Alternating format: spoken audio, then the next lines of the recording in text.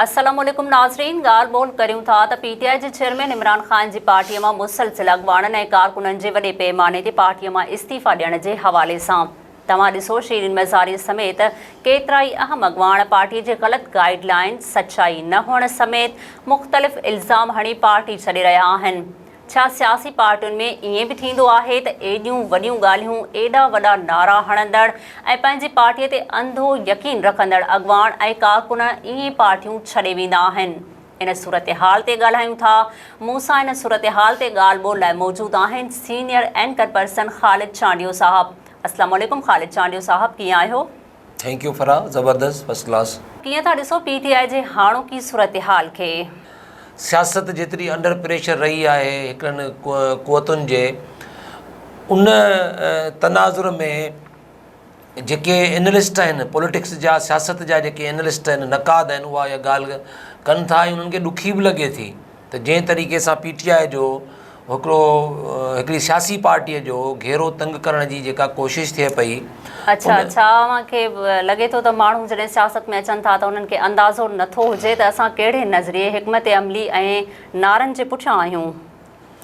मूं उनखे उन सां कनेक्ट कयां थो। पहिरीं ॻाल्हि रुॻो थोरी मुकमल करे वठां तव्हांजे हिन सुवाल ते अचां थो त माण्हू सोची सम्झी पार्टियुनि में अचनि था या नज़रिए खे, स्लोगन्स खे नथा ॾिसनि, इन ते पर हुन ॻाल्हि खे थोरो रुॻो कंप्लीट करे वठां त ॾिसो, सियासत हिकिड़ो तमामु हिकिड़ो अहम आहे, सम्झो त मुआशिरे जो हिकिड़ी एक्टिविटी आहे या हिकिड़ो वॾो फोरम आहे जंहिंजे थ्रू आवाम जे समूरे मैंडेट खे, आवाम जे समूरनि मसइलनि खे माण्हू सियासत जे ज़रिए या हिकिड़ी मुआशिरे में तब्दीली आणण जे ज़रिए इस्तेमालु करे थो। माण्हू वोट कनि था ऐं माण्हू पार्टी सां लखे करोड़े माण्हू जेके आहिनि से पार्टियुनि जा मेंबर हुजनि था, जदोजहदूं कनि था, तहरीकूं हलाइनि था, पंहिंजा प्रोग्राम खणी अचनि था, पंहिंजा नज़रिया खणी अचनि था, पंहिंजा स्लोगन्स खणी अचनि था। त उनजे हवाले सां मक़सदु आहे त हीउ जेको कुझु इमरान ख़ान जो जेको तव्हां सुवालु हुयो त पार्टीअ मां मुसलसिल एॾा अहम अॻवान जेको ॾियनि पिया, इस्तीफ़ाऊं ॾियनि पिया, शीरी मज़ारी ॾिनी आहे, तव्हां ॾिसो त केतिरा कारकुन आहिनि उन्हनि। असल में सियासी हिकमत अमली या जेको वेयन हो न, उहो सॼो ज़ाहिर थी वियो आहे। जेकॾहिं पार्टी जे अंदरि रियल सेंस में जेकॾहिं हिकिड़ो प्रोग्रेसिव ऐं हिकिड़ो तरक़ी पसंदि ऐं डेमोक्रेटिक जेकॾहिं हिकिड़ो स्पिरिट मौजूदु हुजे हा त सोसाइटी सॼी जेको आहे सो उहा हिन तरीक़े सां न हिननि खे जेको आहे सो आइसोलेट करे हा या इन तरीक़े सां न ॾिसे हा त हिननि केॾी वॾी जेका आहे सा हिकिड़ी ईअं सम्झो त तक़रीबकारी या हिननि ते शरपसंदी जो इल्ज़ाम जेको लॻे पियो, इन जे हवाले सां सोचींदा त इहा ॻाल्हि माना हिननि जे प्रोग्राम सां, हिन जे नज़रिए सां ऐं हिननि जे स्लोगन खे ज़ाहिर करे थी त हिननि जे अंदरि हिकिड़ो मुस्तक़िल बुनियादनि ते हिकिड़ो प्रोग्रेसिव जेको आहे सो सियासी प्रोग्राम या अहिड़ी शइ मौजूदु न हुई। इन जे करे हिकिड़ी जेका शिदत पसंदी हुई या हिकिड़ी मसइलो ई जेको सियासत हुई उहा सॼी हिकिड़ी ज़ाहिर थी आहे, जेका कारकुननि या अॻवाननि महसूसु कई आहे। इन जे करे जेके एक्ट थिया, जेको अमल थियो, उन जे नतीजे में जेतिरो प्रेशर आयो आहे उन्हनि इस्तीफ़ाऊं ॾियणु शुरू कयूं आहिनि। बाक़ी तव्हांजी ॻाल्हि इहा सही आहे त जेको कारकुन सोचीनि नथा, ॾिसो को हर दुनिया जे अंदरि जेका सियासत थिए थी न, उहा बिल्कुलु हिकिड़े नज़रिए सां, हिकिड़े सम्झो त सोच सम्झ सां थिए थी। जेको माण्हू पार्टी, तव्हां मिसाल जेकॾहिं का पार्टी जॉइन कंदो त हुननि जो प्रोग्राम ॾिसंदो, ठीकु आहे, हुननि जो नज़रियो ॾिसंदो, हुननि जा स्लोगन्स ॾिसंदो ऐं पोइ तव्हां उन जे हिसाब सां डिसाइड कंदो त हीअ पार्टी, हिन वटि प्रोग्राम, हिन जो प्लानिंग्स, हिन जो नज़रियो वाक़ई जेके हक़ीक़ी हिकिड़ियूं आहिनि इस्तिसाल जेको थिए थो या जेको मसइला मौजूदु आहिनि उन मां माण्हुनि खे कढी सघनि थियूं या नथियूं कढी सघनि। उन जेको केडर हुजे थो पार्टीज़ जो ऐं जेको सियासी अॻवान हुजे थो या कारकुन हुजे थो या जिन जो सियासत सां लॻाव या जेके सियासी सब्जेक्ट खे ऐं सियासी सॼे मामलनि खे सम्झनि था ऐं सियासत में अचणु ज़रूरी सम्झनि था ऐं सियासत खे ई पंहिंजो हिकिड़ो बुनियादु सम्झनि था, हिकिड़ी असुलु जेका हक़ीक़ी तब्दीली जो आहे या तरक़ीअ जो या ख़ुशहालीअ जो, ज़ाहिर सियासत त हर माण्हू खे करणु खपे। सियासत त हिकिड़ो तमामु वॾो आहे प्लेटफॉर्म आहे या हिकिड़ो वॾी हिकिड़ी सिचुएशन आहे जेका हिकिड़ी ईअं सम्झो त तब्दीलीअ खे जनमु ॾिए थी ऐं स्ट्रगल जे ज़रिए शयूं जेके आहिनि से बहितर करण लाइ हिकिड़ो पंहिंजो करे थी सॼो। त सोचे सम्झी बिल्कुलु वञणु खपे ऐं उहे सोचे सम्झी जेके माण्हू नथा वञनि, जेके जज़्बाती थियनि था, जिन जी अंडरस्टैंडिंग न आहे, जिन जी स्टडी जेका आहे सा कम अज़ कम एतिरी माण्हू खे स्टडी हुजे जो जंहिं पार्टी में शमूलियत करे थो उन जे समूरे वेयनि खे सम्झे, नज़रिए खे त घटि में घटि सम्झे लीडरशिप जेके त जेको सियासी लीडर आहे उहो अॼु जे दौर जे हालतुनि जे हिसाब सां अॼु जे हिकिड़ियूं जेके मटीरियल ऐं जेके रियल ऐं जेको रेशनल या हिकिड़ियूं जेके मारूज़ी हिकिड़ी सूरत हाल आहे उन मां जेका पार्टी एॾी वॾी ॻाल्हि करे पई ऐं जेका लीडरशिप आहे उहा एॾी वॾी तब्दीली जी इनकलाब जी या मिसाल जंहिं तरीक़े सां पार्टियूं हिकिड़ा स्लोगन्स ॾियनि थियूं, ॻाल्हि कनि पियूं, छा उहे उन्हनि जे पुठियां उहो नज़रियो, उहा आइडियोलॉजी उन क़िस्म जी हिकिड़ी पावरफुल आइडियोलॉजी आहे जेकॾहिं हू 2-4 साल 5 साल 10 साल 15 साल हिकिड़ियूं वॾियूं क़ुर्बानियूं ॾेई आवाम खे गॾु खणी, पंहिंजे केडर खे, पंहिंजे वर्करनि खे, पंहिंजे अॻुवाणनि खे गॾु खणी ऐं एॾे वॾे हिकिड़े प्रोसेस खां पोइ जदोजहदुनि खां पोइ उहा अचीवमेंट तब्दीली वारी जेका आहे सा उहा हुनखे मक़सदात हासिलात उहा थी सघे थी या नथी थी सघे, इहो ज़रूरी आहे। बग़ैर सोचे सम्झे ऐं रुॻो हिकिड़ो माण्हू उन्हनि जे शहर में अची कंहिं लीडर जे कंहिं पार्टीअ जे शहर में अची जेकॾहिं पार्टी जॉइन कंदो त ज़ाहिर आहे उनजी हिस्ट्री न ॾिसंदो, उनजी रियल मूवमेंट न ॾिसंदो, रियल पंहिंजे लीडरशिप खे जेकॾहिं न एनालाइसिस कंदो त मुंहिंजो लीडरशिप जेका ॻाल्हि करे पियो उहा केॾी मॉडर्न आहे, उहा अॼु जे दौर सां केतिरो मैच करे थी, अवामी मसइलनि सां केतिरो मैच करे थी ऐं तब्दीलीअ जे हवाले सां केतिरो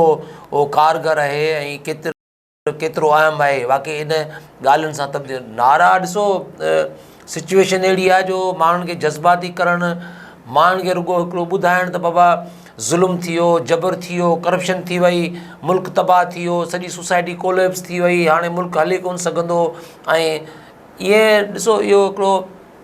इन क़िस्म सां शयूं न थींदियूं, शयूं थींदियूं हिकिड़े एप्रोच सां, हिकिड़ी वॾी लेवल सां, हिकिड़े वॾे सोच सम्झ फ़िक्र ऐं नज़रिए ऐं हिकिड़े वॾे प्रोग्राम सां ॻाल्हियूं जेकॾहिं थींदियूं। प्रोग्राम न हूंदो, नज़रियो न हूंदो, सोच फ़िक्र एॾो वॾो न हूंदो ऐं एॾी वॾी ॻाल्हि करे छॾण सां ठली ॻाल्हि न थींदी। ॻाल्हि में अंदरि बिल्कुलु उन क़िस्म जी हिकिड़ी हिकिड़ो सम्झो त उहो स्पिरिट, उहो जेको ताक़त या उहो पावर न हूंदो त उहा ॻाल्हि जेका आहे सा अॻियां हली ईअं थींदी जीअं माना PTI सां हिकिड़े मुख़्तसिर अरसे में थियो आहे। ख़ालिद साहब, असांखे इहो ॿुधायो त इस्तीफ़ाउनि जो इहो सिलसिलो आख़िर केसीं ताईं वञी सघे थो? अॼु फरा ॾिसो, आउं तव्हांखे हिकिड़ी ॻाल्हि ॿुधायां त जीअं मूं चयो न, जेकॾहिं तव्हांजो वियन पार्टीअ जो वियन न आहे ऐं हुनजी स्ट्रगल जेकॾहिं उन स्ट्रगल जे पुठियां उहो हक़ीक़ी जेको स्पिरिट न आहे ऐं हक़ीक़ी उहो जेको आहे न जेसि ताईं नथो हुजे तेसि ताईं उहे पार्टियूं जेके आहिनि से अंडर प्रेशर जॾहिं बि ईंदियूं, जॾहिं बि वक़्तु ईंदो ऐं जॾहिं बि हुन जूं काउंटर फोर्सिस ऐं हुन जूं मुखालिफ़ क़ुवतूं जॾहिं बि हुन सां मदे मुक़ाबिल थींदियूं ऐं उते उहा शइ जेका आहे सा हिकिड़ी थींदी, उनजी ख़बर पवंदी त जेकॾहिं हक़ीक़ी पार्टियूं हूंदियूं ऐं हक़ीक़ी जेके अवामी क़ुवतूं हूंदियूं त हू उन मां जेको आहे सो पार पवंदियूं, उनखे फेस कंदियूं। पर असांखे जेको जेतिरो प्रेशर मौजूदु आहे उन में जंहिं तरीक़े जी एक्सक्यूज़ अॻुवाणनि जी, अॻुवाण इहे साॻिया अॻुवाण हिननि जा तव्हां प्रोग्राम खणी ॾिसो, हिननि माण्हुनि जूं स्पीचिस असेंबली में, क़ौमी असेंबली में, सूबाई असेंबलियुनि में खणी ॾिसो, स्टेजनि ते तक़रीरूं खणी ॾिसो, साफ़ हिन सां एक्सक्लूसिव इंटरव्यूज़ खां वठी वेंदे आम जेके रोज़मर्रा जे एक्टिविटीज़ जे हवाले सां जेके बि हिननि जा मौक़िफ़ साम्हूं आया आहिनि उहे खणी ॾिसो। हिकिड़े ज़रे बराबरि जे लाइ बि हिननि माण्हुनि कॾहिं कंहिं ॻाल्हि खे एक्सेप्ट न आहे कयो। जीअं हिकिड़ो माण्हू सफ़ा जे माण्हू खे ख़बर हुजे त माना असां ॼण त हिकिड़ो तारीख़ जो वॾो शौक़ु रखंदड़ माण्हू जिन खे ख़बर हुजे त बसि हाणे असां एॾी 50-60 सालनि खां जदोजहद कई आहे ऐं असांजी वॾी हिकिड़ी तारीख़ आहे, असां वॾियूं मुल्क जे अंदरि क़ुर्बानियूं ॾिनियूं आहिनि ऐं असां एतिरा माण्हू जेके आहिनि से शहीद कराया आहिनि, जेल कटिया आहिनि, सोबतूं सठियूं आहिनि जो हाणे असां फ़ैसिला कुन मरहले में आहियूं। इन करे हाणे असांखे कंहिं बि क़िस्म जी का ॻाल्हि ॿुधणी कोन्हे। अहिड़ी सूरत हाल बहरहाल नथी माना नज़र अचे जो इन करे प्रेशर वधियो आहे। प्रेशर वधण जे नतीजे में जेको बि एक्ट कनि पियूं पार्टियूं या जेके बि अॻुवाण जिन एक्ट कयो या जेके उन्हनि जा फॉलोवर्स हुआ उहो एक्ट हिकिड़ी अची वियो आहे तक़रीबकारी में, हिकिड़ी शरपसंदीअ में, ऐं जंहिं तरीक़े सां हुननि ते चार्जशीट जारी थी आहे उहा सॼी इनलीगल ऐं हिकिड़े सॼे मुल्क दुश्मनी जे हवाले सां चार्जशीट जारी थी आहे। नतीजे में हू उनखे उन मां निकिरी न पिया सघनि, छाकाणि त हिकिड़ो इहा ॻाल्हि हाणे कीअं करियूं पाण त माना हिननि वटि छा उहा सचाई न हुई, या हिननि जो प्रोग्राम जेको आहे या हिननि जो नज़रियो जेको आहे उहो हिकिड़ो मसनोई हुयो, ऐं हीअ छो एतिरो हिकदमि लीडरशिप जेका आहे सा विथड्रा थी आहे। इवन मेन लीडरशिप में बि घणी जेका आहे सा हिकिड़ी असांखे उहो नज़र अचे थी, हिकिड़ो एक्सक्यूज़ नज़र अचे थो, हिकिड़ो पछताव बि नज़र अचे थो मेन लीडरशिप में बि। मूंखे इहो ॿुधायो त का बि सियासी पार्टी जॉइन करण खां पहिरीं छा सोचे हुन में शमूलियत करणु घुरिजे जो माण्हू एॾी वॾी एक्सट्रीम ते वञण खां पहिरीं पंहिंजे किरदार खे बचाए सघे? बिल्कुलु इहा ॻाल्हि त बुनियादी आहे। जीअं मूं सवेर बि ॻाल्हि तव्हांखे पंहिंजे हुन में रखी त इहा बुनियादी ॻाल्हि आहे। तव्हां जेकॾहिं कंहिं बि पार्टी में वञो था ऐं तव्हांजो जेको हिकिड़ी सोच सम्झ सियासी तब्दीली जे हवाले सां, या डायरेक्ट चई सघो था त हिकिड़े इनकलाब जे हवाले सां या वॾी कंहिं हासिलात जे हवाले सां तव्हांजो इदराक अंडरस्टैंडिंग आहे ऐं तव्हां सम्झो पिया त हीअ पार्टी विन करे सघे थी, हीअ पार्टी स्ट्रगल करे सघे थी, हुनजे जनरल एटीट्यूड खे, हुनजे हिकिड़े कलेक्टिव विज़डम खे, इज्तिमाही शऊर खे, हुनजे इज्तिमाही अमलनि खे, इज्तिमाही मक़सदनि खे, लीडरशिप जे बॉडी लैंग्वेज खे, लीडरशिप जे हिकिड़े एटीट्यूड खे तव्हांखे बाक़ाइदे ॾिसणो पवंदो त लीडरशिप जंहिं तरीक़े सां बिहेव करे पई, लीडरशिप जंहिं तरीक़े सां इंटरेक्ट करे पई, लीडरशिप जंहिं तरीक़े सां स्ट्रगल करे पई, या लीडरशिप जंहिं तरीक़े सां हिकिड़ियूं निगोसिएशन्स जे हवाले सां, डिप्लोमेसी जे हवाले सां, अवामी प्रोग्रामनि जे हवाले सां जेका ॻाल्हि ॿोल करे पई, जेको नुक़्ते नज़र पेश करे पई, उन में केतिरी सचाई आहे, उन में छा उहा जेकॾहिं स्ट्रगल करे त वाक़ई ही जेके मसइला एॾा वॾा हू पंहिंजनि स्टेजिस ते पंहिंजे फोरमनि ते बयानु कनि पिया,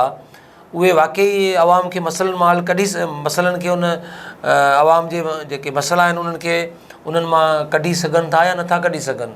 तारीख़ जी लड़ाई लड़ी सघनि था या नथा लड़ी सघनि, हिकिड़े लीगल ऐं हिकिड़े क़ानूनी हिकिड़े राइट्स जे हुन सॼे फ्रेम में आवाम खे बजाए कंहिं हुन में वञी फासाए छॾीनि, पंहिंजे केडर खे फासाए छॾीनि, पंहिंजे अॻुवान खे फासाए छॾीनि, ऐं हुननि वटि का बि लीगल जस्टिफिकेशन न हुजे, हुननि वटि का क़ानूनी